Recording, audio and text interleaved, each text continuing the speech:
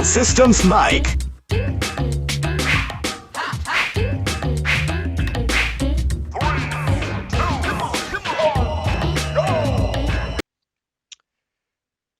Welcome everyone to the SilverDegenClub interview of the century, I'd say. That's right, guys. We are here to talk about many things. The world, the universe, demons maybe, conspiracies, and all other stuff that we all love.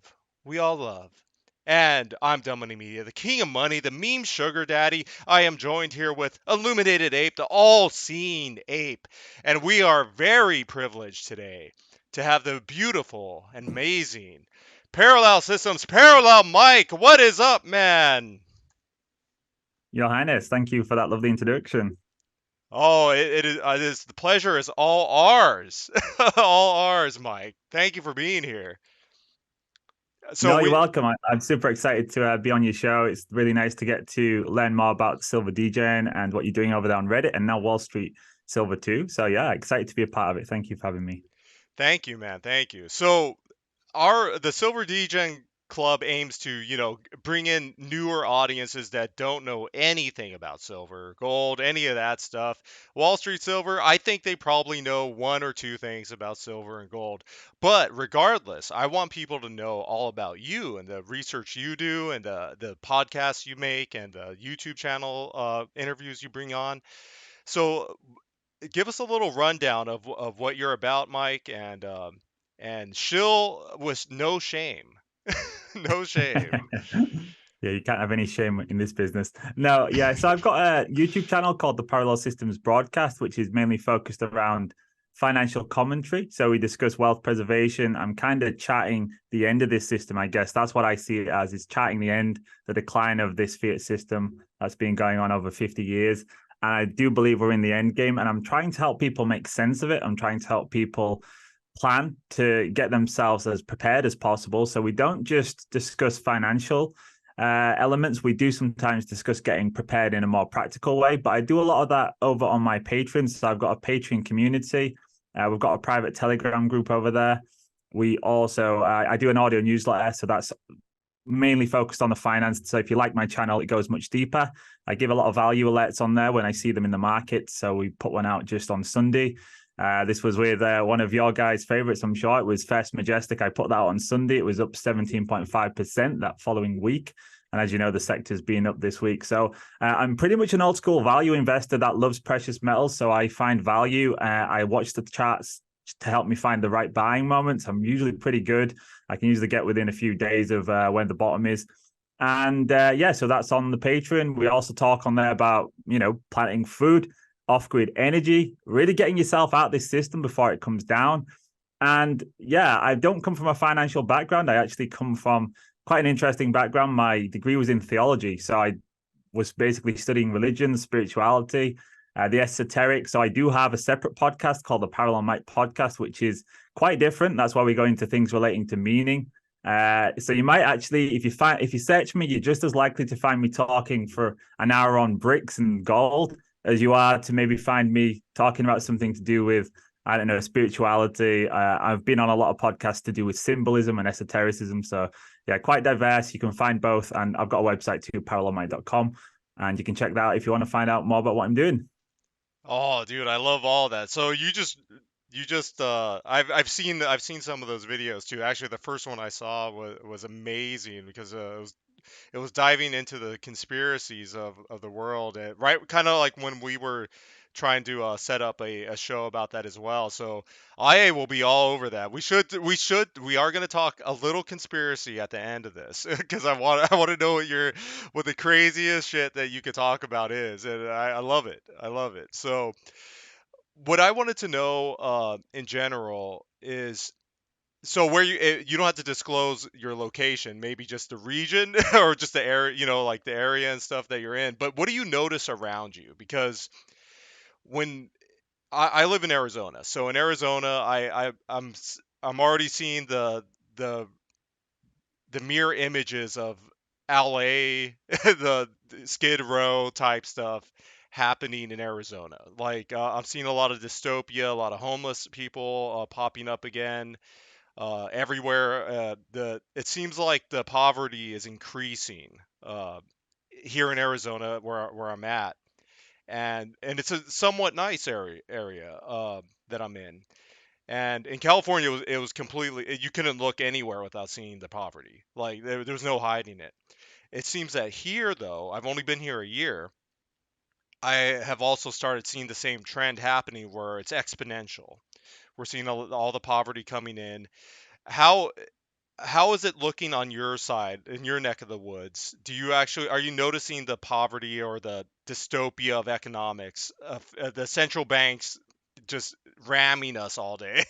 Are you seeing those effects happening near you? Well, if I go outside, King, then what I see is the real woods because I actually live in the middle of the forest pretty much. So I live in a region that's in just basically, if you can imagine an entire region of a country that's one giant forest with lots of little villages dotted around. That's where I live, and I'm in Poland. So let me give you a more nuanced take though, because I moved to Poland in 2020. Before that, I lived in Great Britain, so I saw that transition over the course of my life. I saw the absolute decay and destruction of that country. And I really mean that. Like looking at the city that I grew up in, it's now just one giant ghetto. There's whole areas of the city where you cannot walk down there during the day. They would speak a foreign language. You wouldn't be able to communicate. They're violent, dangerous places. And this was, of course, because of what we've had in Europe, which is unfettered migration from countries all across the world that have very low cultural compatibility. And I mean, I've immigrated to Poland, so it's not about immigration, but what's happened in Europe is dire. And when I was working in the UK, my last, let's say, 5 years there, it was really bad. You know, crime, poverty, violent crimes gone up massively in the UK. We're talking in a decade. Officially, it's gone up something like fivefold, but unofficially, you know, the statistics would be far higher than that. From what I'm getting from people on the ground over there, well, across Europe actually, is the inflation that people are seeing that's leading to real hardship. People are having to sell up. People are moving back in with the parents.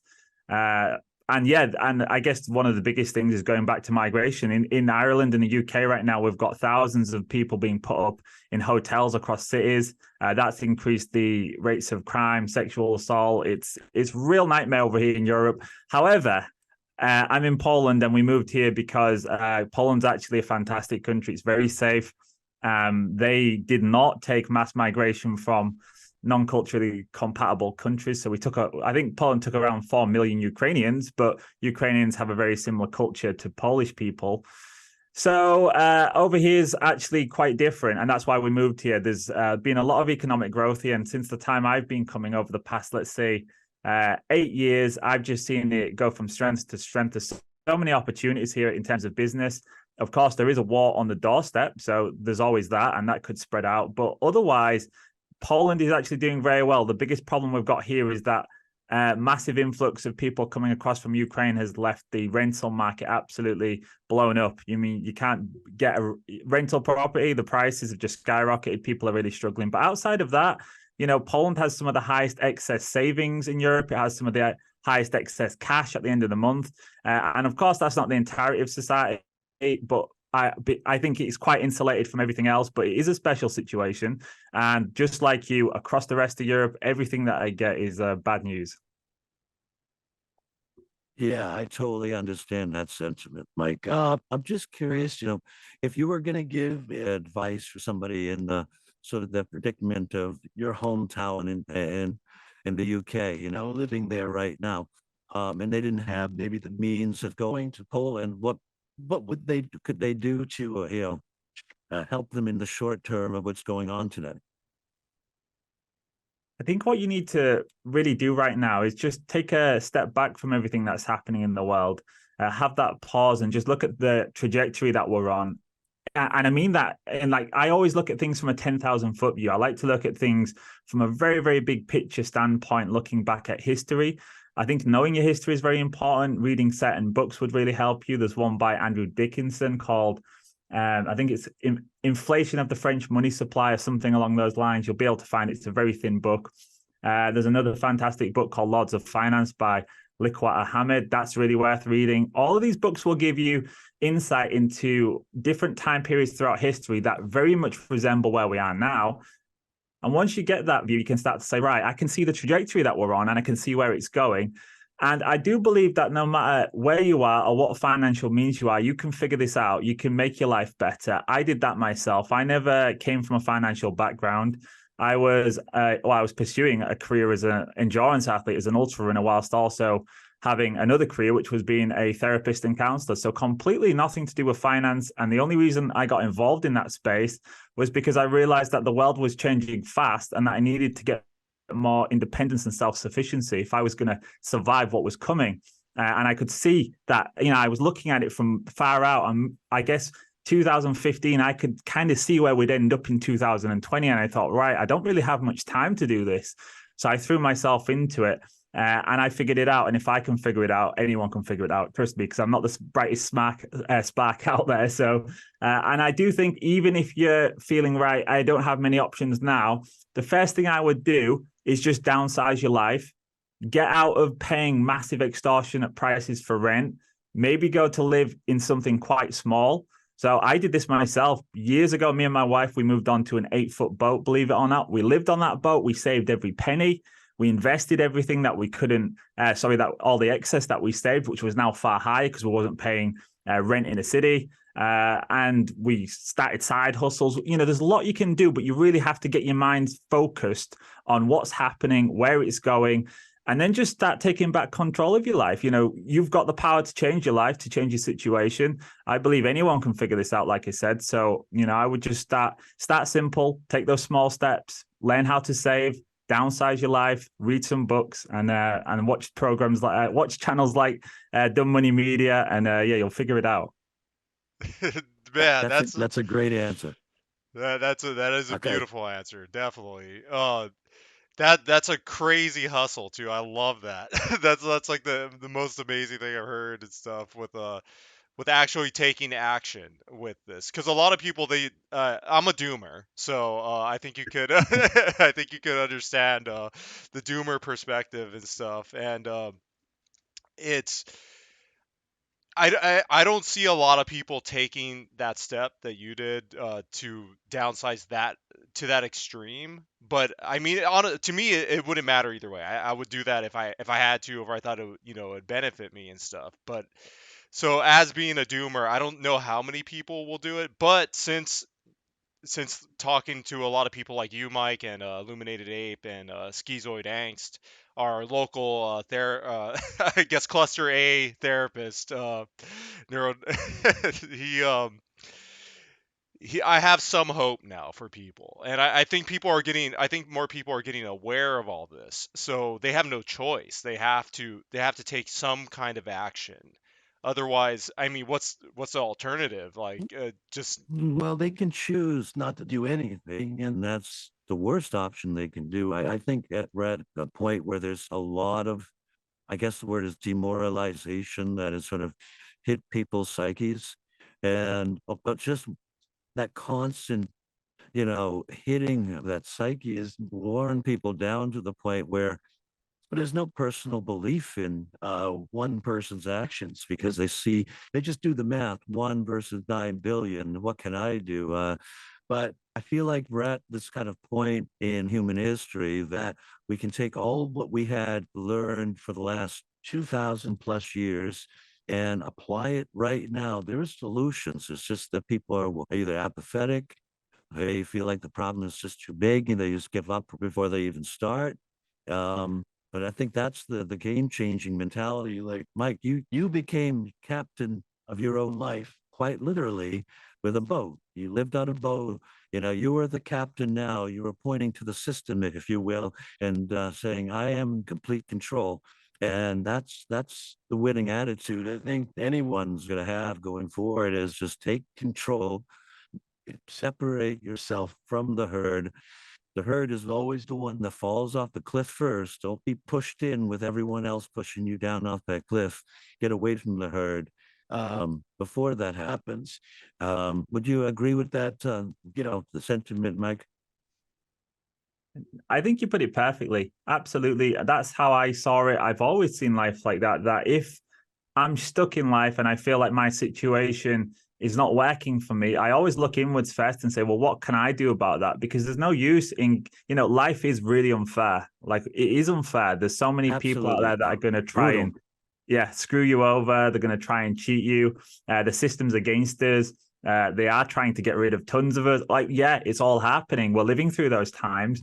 But what can we do about it? Well, you have to respond in your own life, because first and foremost, you're here, and you're choosing to be here. We all get a choice. We don't have to be. We are choosing to be here. So let's make the most of it. Let's do what we can, and always be open to the idea that your life can actually get much better. It can get much better than it is. There's many times we've all had in our lives where we've probably sat back and thought, I don't like this life. It's not working for me, and yet then you go forward 3 or 4 years and you're like, life's fantastic. I'm happy again. I'm married, whatever it is. And that's just life. It has its ups and downs. And I think despite everything that is happening, there's so much opportunity still out there for people to take back control. I mean, we live on our farm over here. We've got a self-sufficient farm. We raise our own animals. We grow our own food. I spend a lot of time in nature. It's hard work. We both work extremely hard. However, life's good. And there is a lot of stuff happening, but it's not happening to me right now. Now, if that changes, if things start to come into my life, I'm going to be one of the first to see it, because I'm keeping my eye on the ball. But we can't live in that constantly. You can't live in that constantly. You have to take control of that little world that you're in. And if that's just, you in your house or your flat or on a boat, then make that like in a citadel, a place for free speech, a place for music, a place for art, whatever it is that you enjoy. And then just protect that space. But I mean, I know you said dumb money. Sometimes you feel like a bit doomer or black-pilled. Yeah, you do have to be careful with that. There is a lot to be down about for sure. And I think if you go too far down those roads, it's a dangerous thing, because you almost kind of fall into it. So just be careful with what you allow into your life. Certainly take notice of it.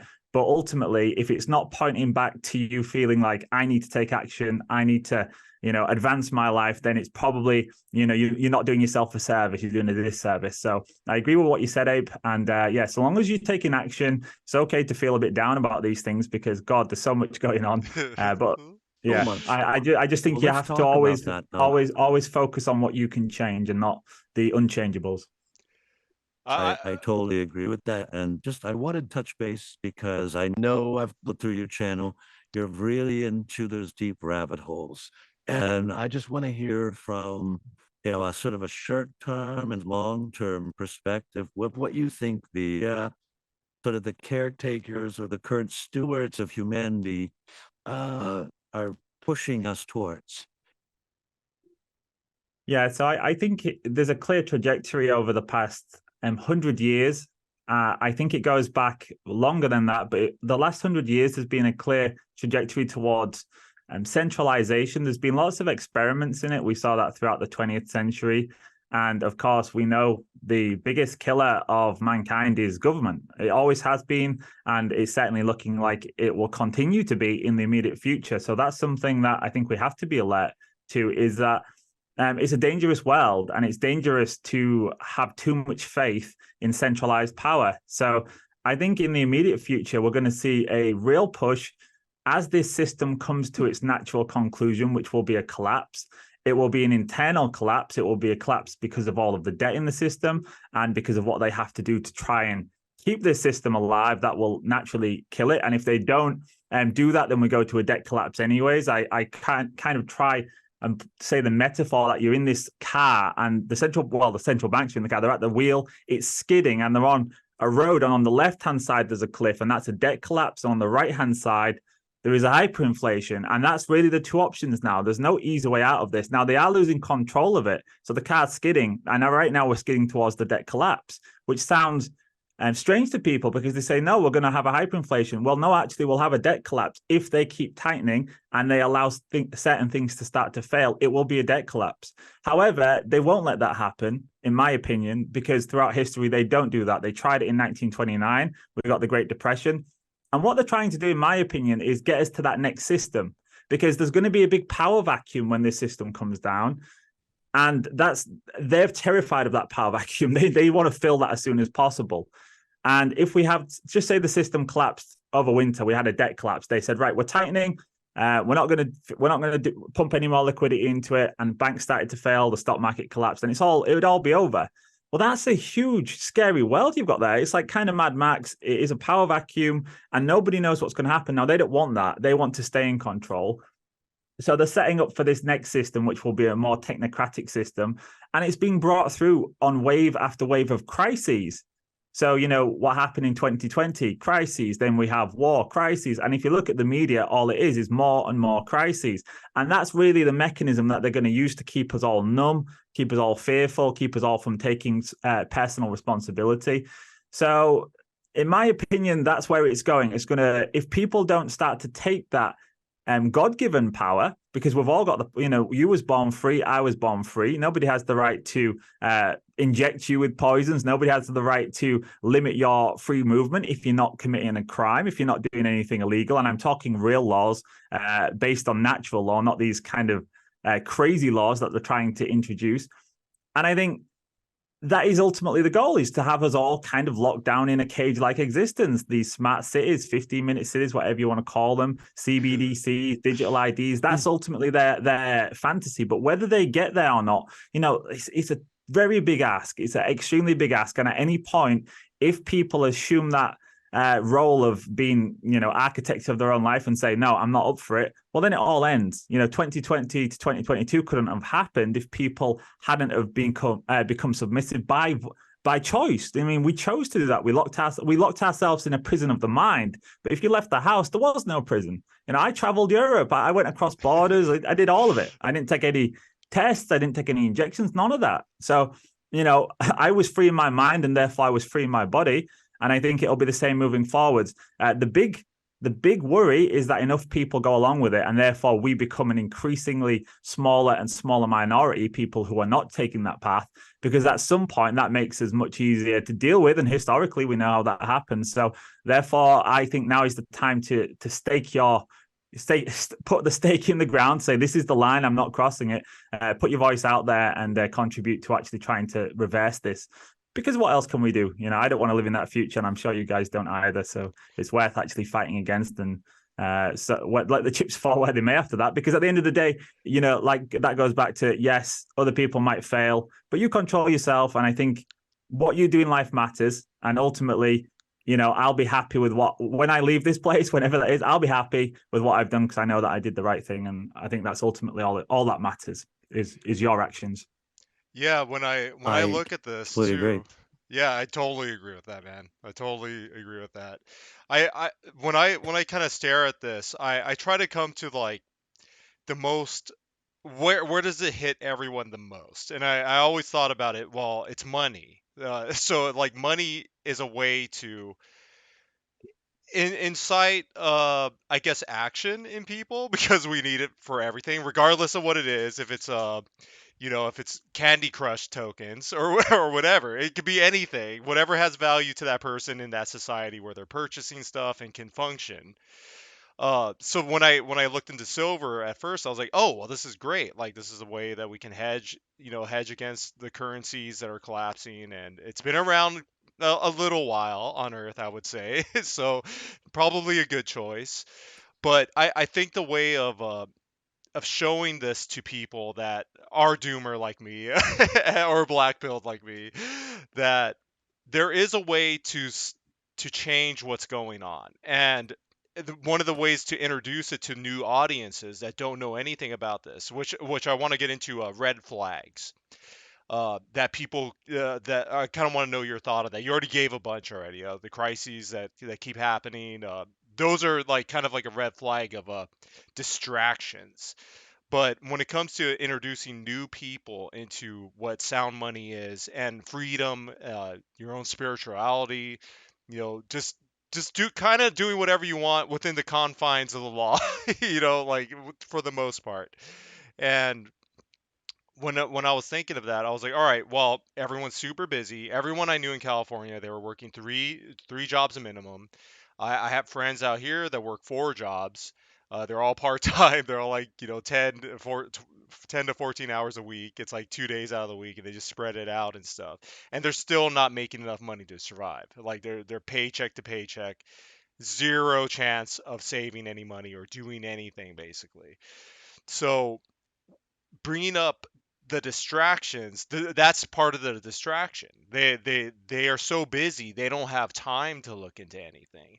So that's why we're trying to set it up in a way where when people are introduced to silver and gold and these topics, we want to make it in a way, that's uh, palatable to the millennials and the Zoomers and stuff. They want to see cool looking stuff. They want to, they want the information fast, fast, fast. And you're super good at that, Mike. You're able to explain it very clearly and coherently, unlike me most of the time. But with red flags, what other red flags do you notice that that people just getting involved in this should be aware of? I think the first one that pops into my mind is politics. I think all politics is pointless for the most part, and just a giant distraction of two sides pretending to be different when they're actually one. Yeah, I think you need to start reflecting more. And I think they've managed to kind of extract that from our set of tools, as human beings. And that comes from exactly what you just said, which is distraction. There is always something there to take your attention, whether it's your phone. We've got so many different devices now that people flood the houses with. If you go online, you find yourself disappearing for 4 hours on Twitter. It's like, wow, where did that time go? And it's all designed to do that. That is exactly what they're trying to do, is to stop people having that moment to just take a step back and reflect. And when you do that, what you realize is that things are not getting better. And no matter what they promise us, no matter what policies they put in place, no matter who's in that White House or over here in Europe, no matter who they put in any of the countries, it always degenerates. So when they give us these big utopian visions and they talk about climate change and they talk about fixing the world, no more food poverty, all of these things. Well, just ask yourself this: how easy is it to fix something like food poverty? How easy is it to fix starvation in Africa? I remember as a little boy sat watching with my dad the news, and it showed some children over there that were clearly starving. And I was asking my dad, like, what's going on here? Why is that happening? Now, you fast forward now, we're talking maybe 30 plus years later, that's still happening. Well, I'll tell you one thing, fixing the food is easy. It grows. It's free.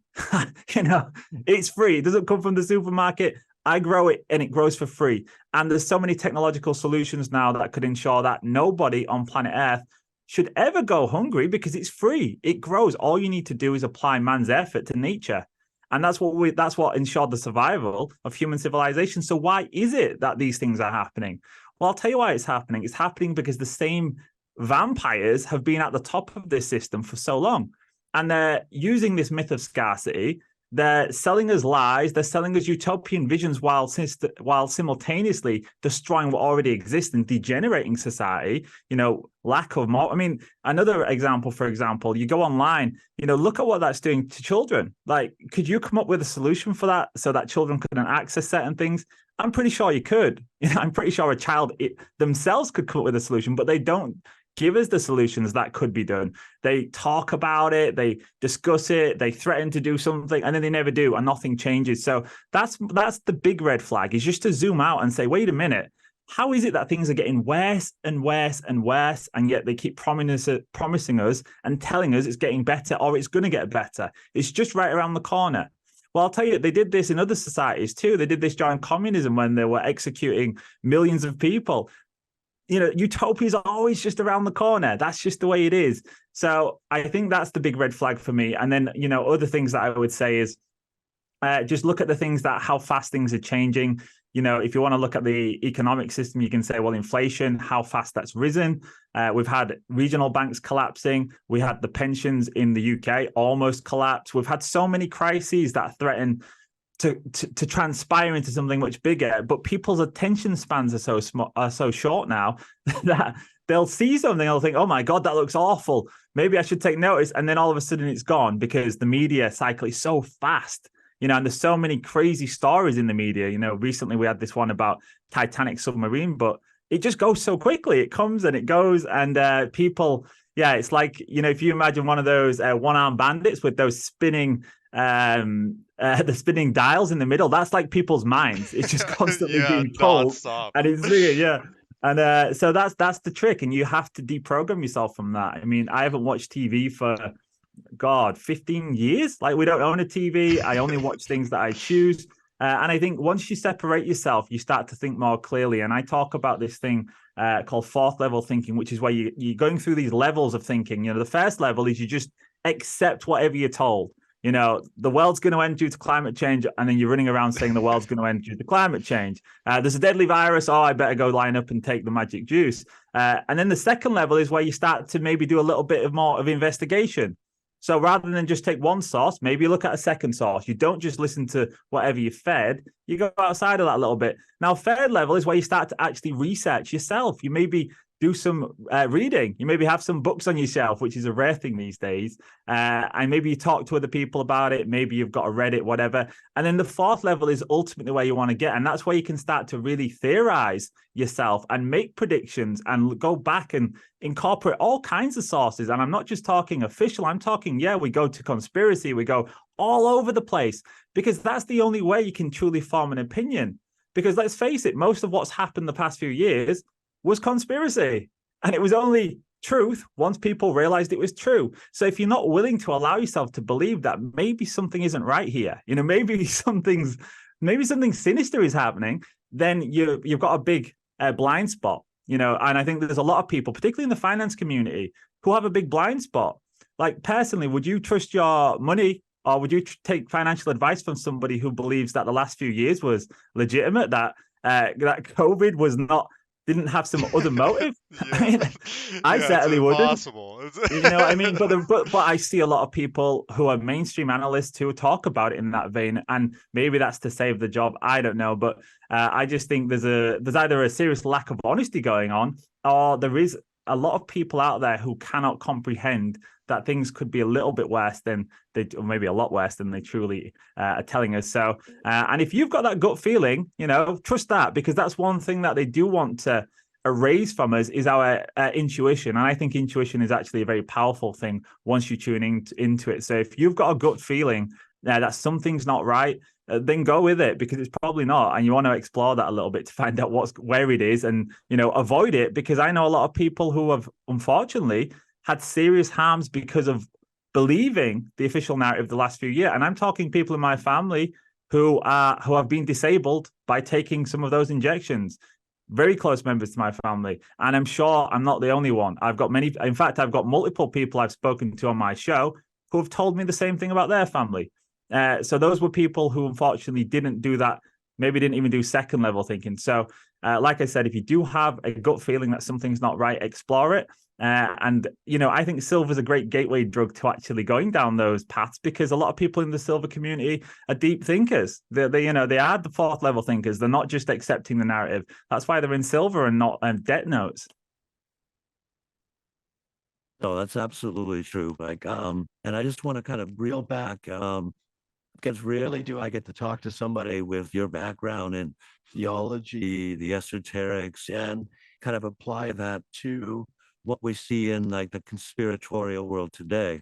And I can't help, in my own sort of deep diving, keep thinking about, a topic I learned a long time ago, which was the Omega point. Have you ever heard of that?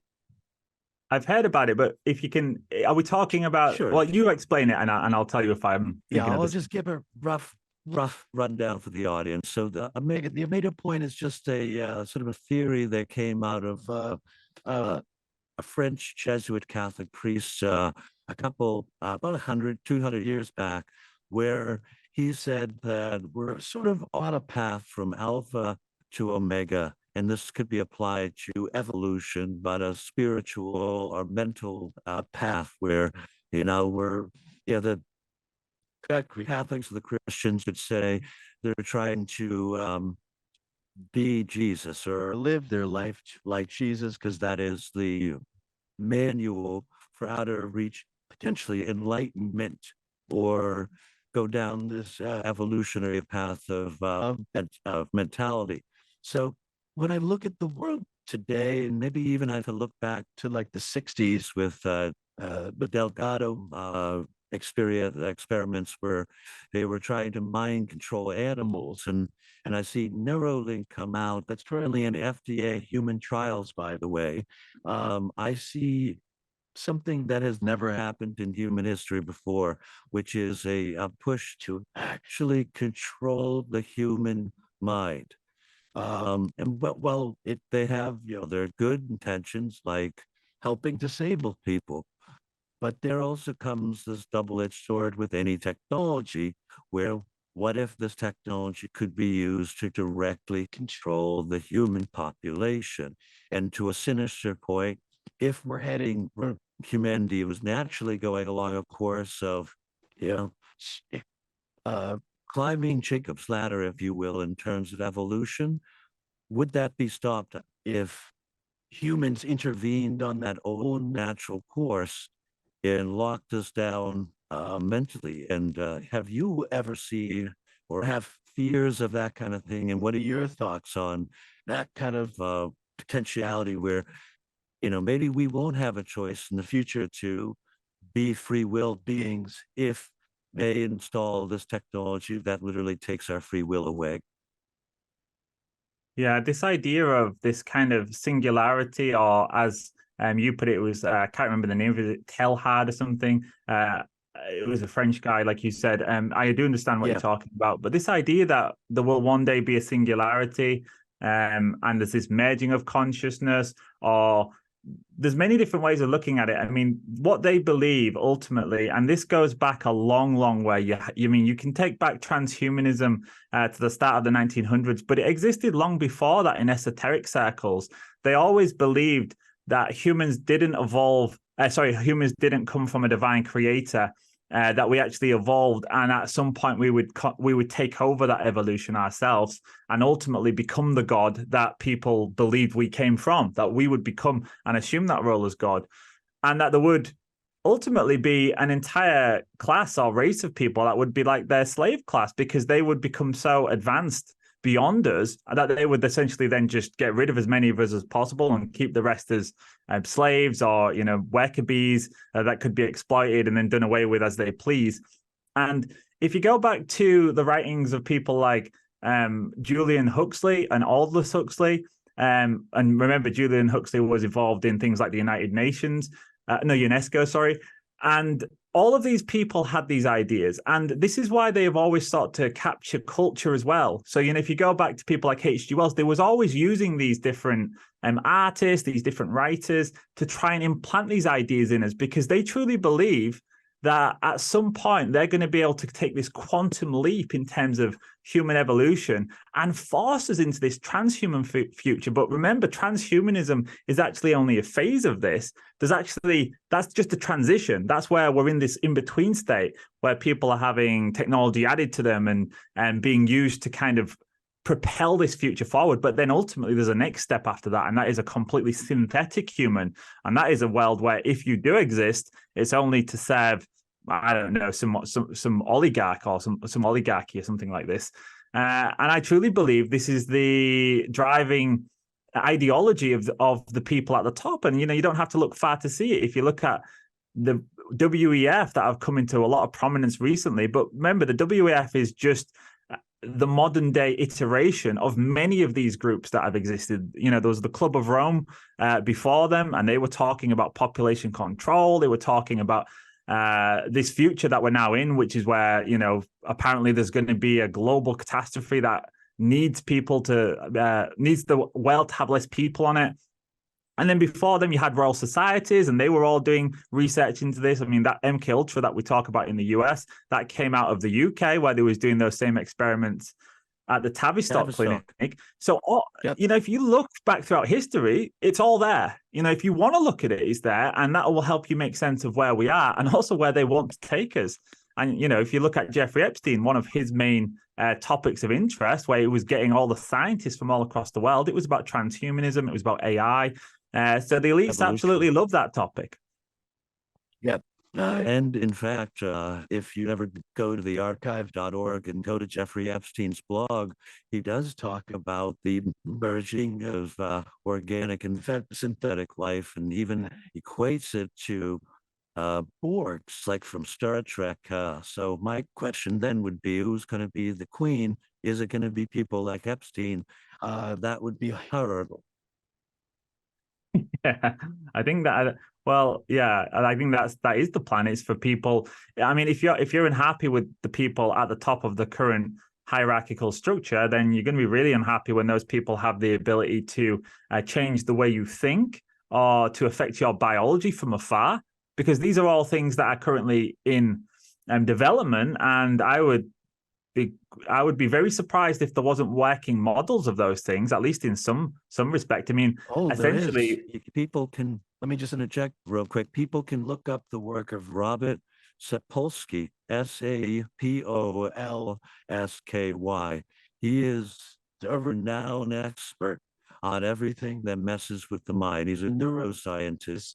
He actually did a huge deep dive into toxoplasmosis, which is on a rise in America, at least, because cats, and that actually has an effect on human behavior. So the military is looking into all of this. And sorry, Mike, continue.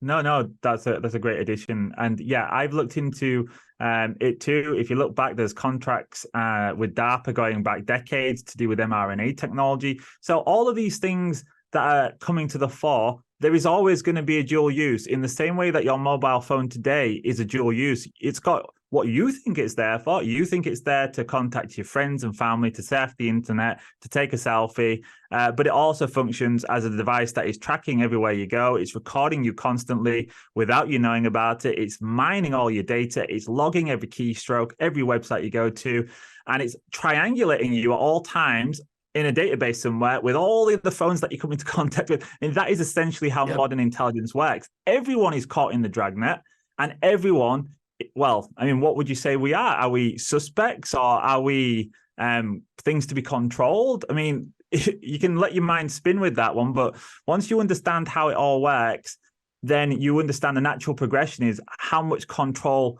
can somebody want and desire. And I think it's ultimate. That would be control of the body, control of the mind.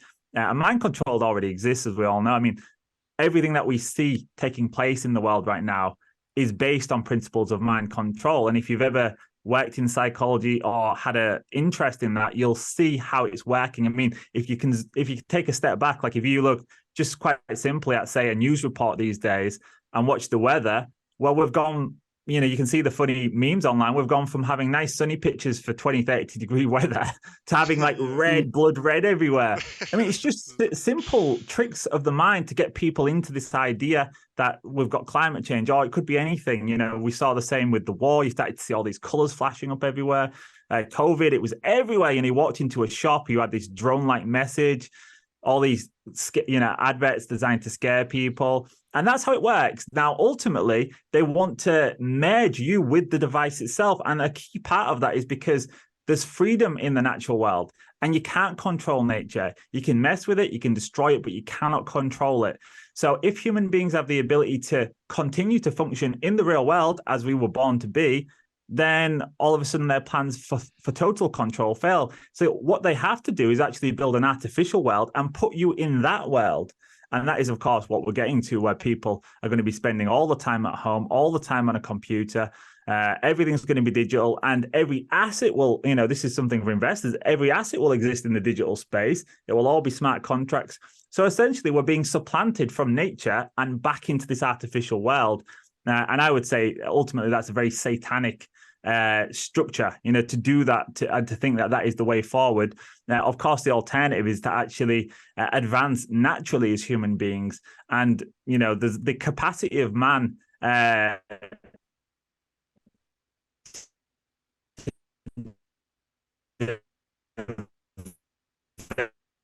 develop psychologically, and everybody truly knows that. But of course, we're not actually, we are going to be, I mean, there's this whole push now to make humans believe that they are less than and that they are born deficient and that we need the technology implanted into us, because look at us, we're a disgrace. You know, this kind of attitude towards ourselves. And I think that's wrong. I think that's all part of design.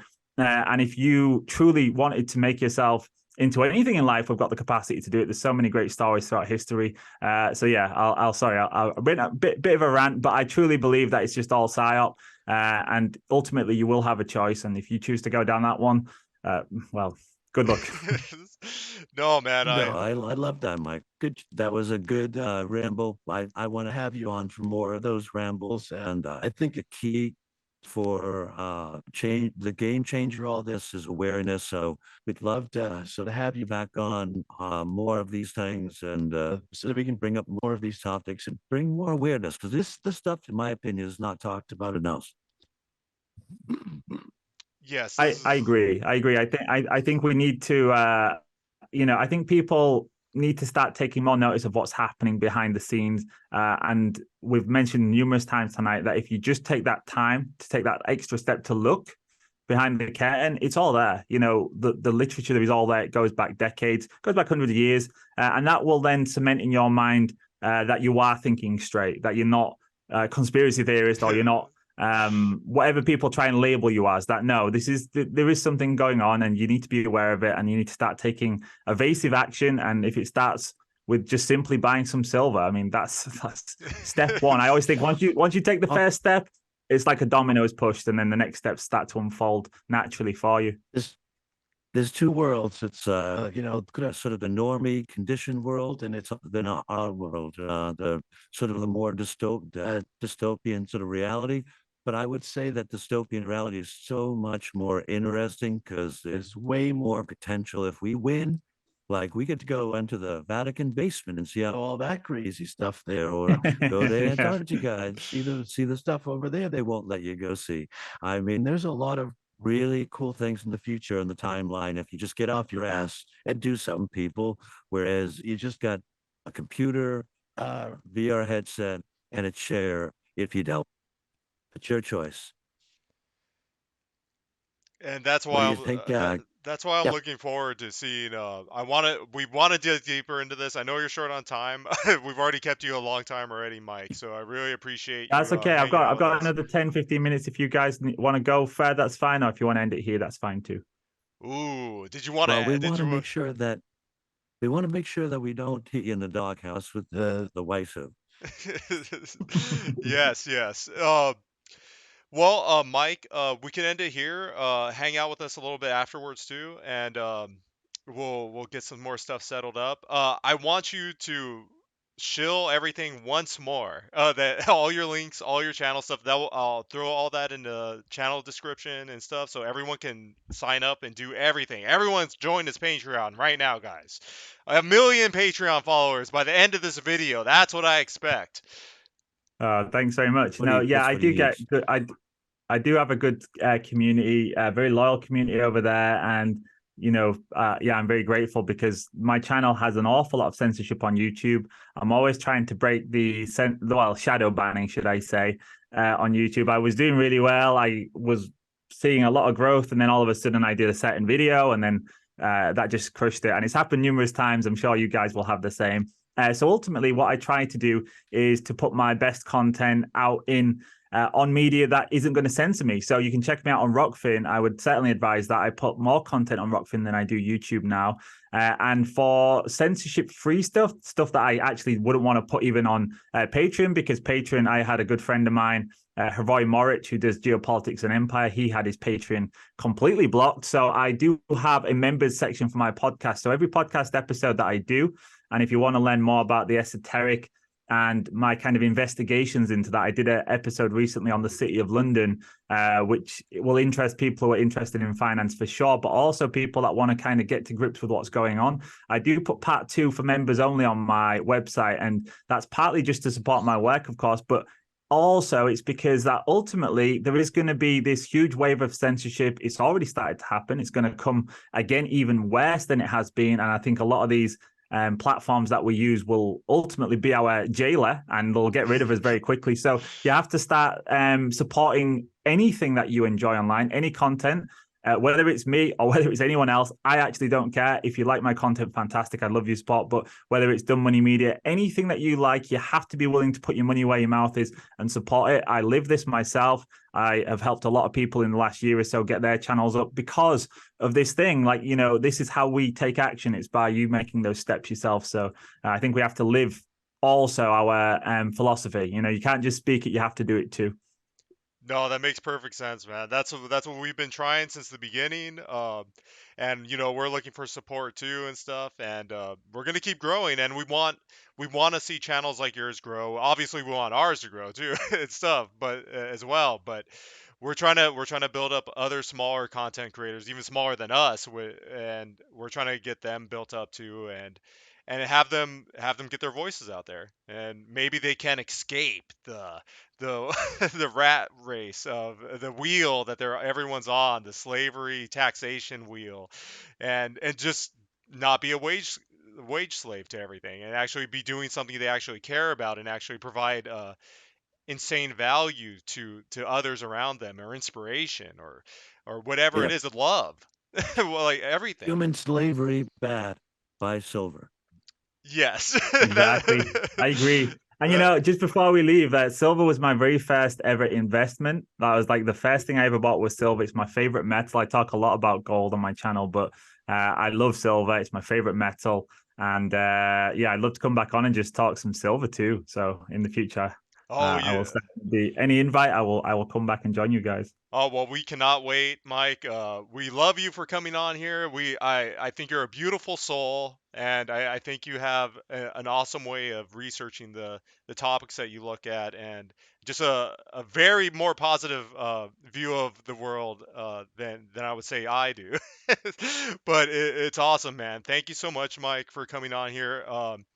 Go ahead and say your outro real quick, Mike, and then I'll put us on the out. Yeah, just a big thank you to you both. I really enjoyed the conversation. If anyone wants to check out my work, you can find me on parallelmike.com. Over on Rockfin, it's rockfin.com/parallel systems. And I put both podcast and parallel systems broadcast stuff on there. So the financial stuff and also the philosophical, spiritual, esoteric stuff. So that's probably a good base to find me. And like I said, if you want to join a community, if you want to listen to my audio newsletter, because I do talk a lot of finance and try and help people get themselves financially prepared for what's coming. So I do a lot of wealth preservation consultations right now. I have a lot of people coming to me because they want to exit the system. They want to protect their wealth for what's coming. They understand what's happening, but maybe they're a bit stuck on how to best get ready. And we talk about things like geopolitical risk. We talk about how to get into real assets and good strategies for playing this. And similarly, just getting yourself off grid, somewhere safer, somewhere more self-sufficient to ride it out, because unfortunately there is going to be a period where things could get really messy, and we don't know how bad that gets. But I think the more you insulate yourself from that, the easier it will be to sleep. So I am available for consultations too. So anything you want to find out, you can easily find it on my website or Rockfin. And yeah, hopefully see you both again. Thank you, Illuminated Thank you, Eight. Mike. Thank you, Parallel Mike, for being an amazing guest, and we will see you soon again. And thank you, everyone, for listening to this crazy interview. And I love that everyone will start supporting Parallel Mike and SDC even more. So yes, I'm expecting at least 10,000 Patreon followers for each platform. Thank you in advance, everyone that is doing that. Remember, everyone, if you are a believer in silver or freedom, then you are an enemy to the central banking system and the mainstream media. So keep doing that. That makes you a Degen. So you know what you got to do. You got to stay Degen, guys. See you all later.